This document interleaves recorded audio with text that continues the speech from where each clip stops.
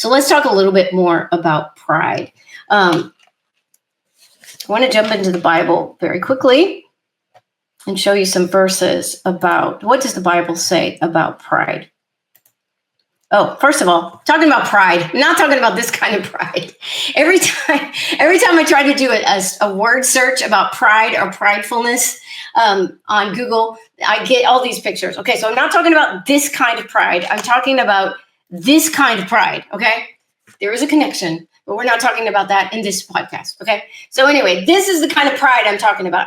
These people that think they're always right, that are narcissists, that don't think that they do any wrong. Okay, so this is what I'm talking about. What does the Bible say about this kind of pride? All right, if you want to know what the Bible says, you can read the whole book of Proverbs, because the book of Proverbs talks about pride over and over and over and over again, way more than we have time to go over here. But I'm going to share with you 4 verses from Proverbs and then a couple of other verses about pride in the Bible. So here we go.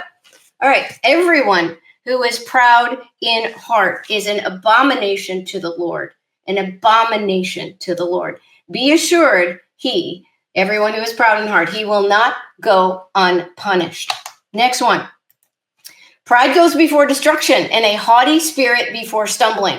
So this one you've probably heard before. Another version of this reads, pride goeth before a fall. Okay.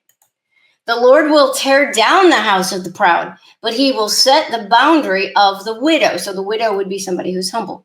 Evil plans are an abomination to the Lord, but pleasant words are pure. Before destruction, the heart of a person is haughty. So this is just another way of saying that pride goes before a fall. But humility goes before honor. Let's see. Here's one from James. God is opposed to the proud, but gives grace to the humble. Here's the last one. This is from 1 John. For all that is in the world, the lust of the flesh and the lust of the eyes and the boastful pride of life is not from the Father, not from God, but is from the world. So the boastful pride of life is from the world. Okay, so this is just some of the things that the Bible tells us about pride. So what do we learn from these scriptures? Okay, first of all, we learn that pride is the opposite of wisdom. Okay, so pridefulness is stupid.